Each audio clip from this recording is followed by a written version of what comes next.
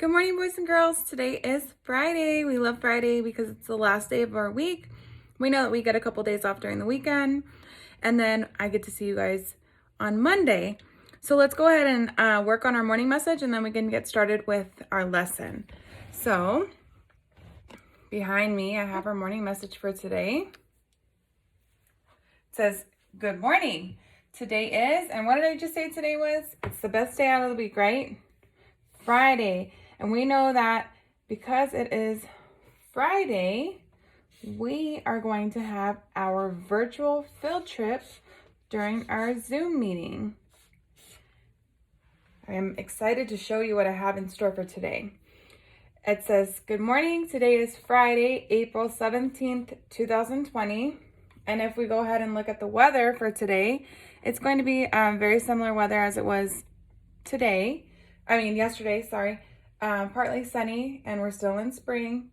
And we know the digital date is 4-17-20.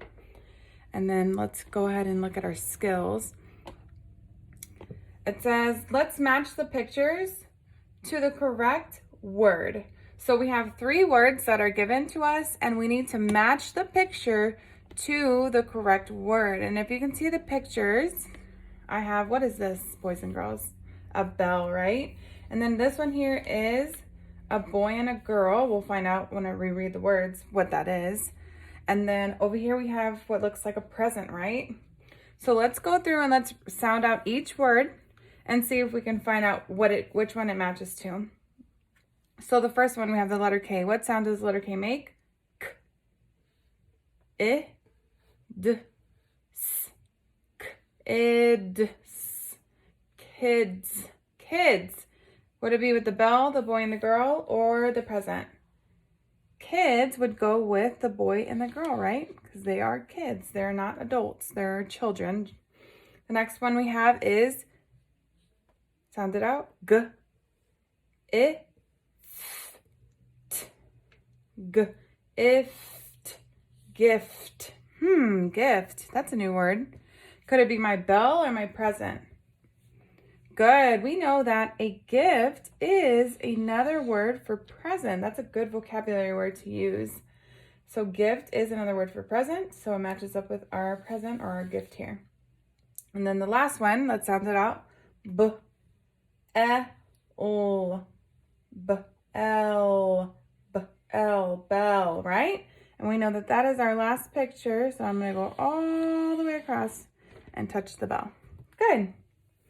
And then the next one that we have below talks about what we've been working on during math this week.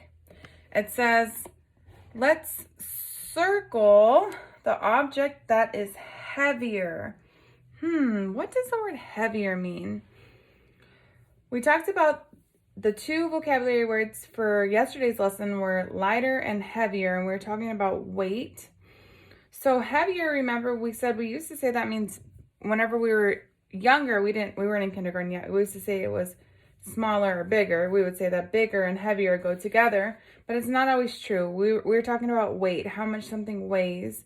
So which one of these would have more weight or would be heavier? A quarter or a football? Think about it. If you put it in your balance, what side would go up and down? Good. We know that the football would be heavier and the quarter would be lighter. And then the next one that we have is a picture of a car and a hat. If I put the car and the hat on each side of our balance, which one would go down? Which one would be heavier? Good, the car. That was an easy one, right? The car would be heavier and the hat would be lighter. Now I'm going to go ahead and clip my paper up so that we can see our last part. We have number bonds, and we are getting really good at number bonds, so this might be pretty easy for you.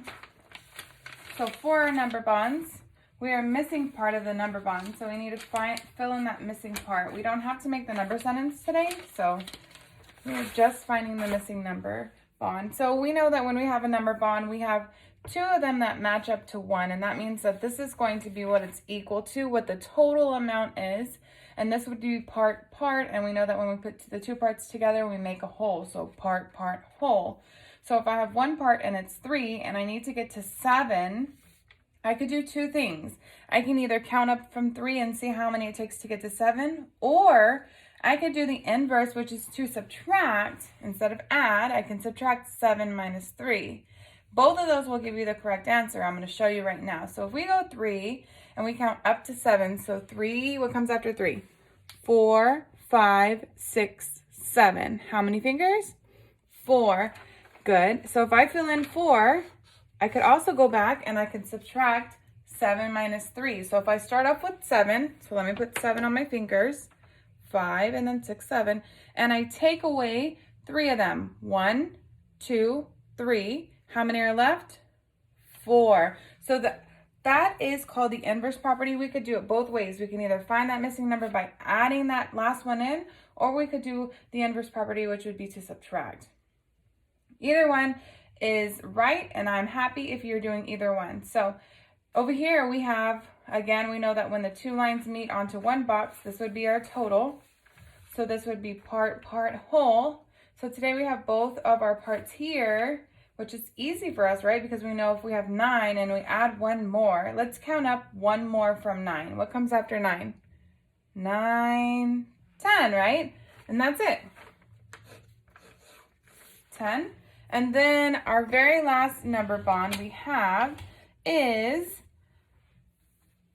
oh, we have our total, look, because both of them meet up at 1. So we have part, part, whole, and we give the whole. So we have the total, and we're given one part and we're missing the other part. So 6 plus something equals 10. So if I count up from 6,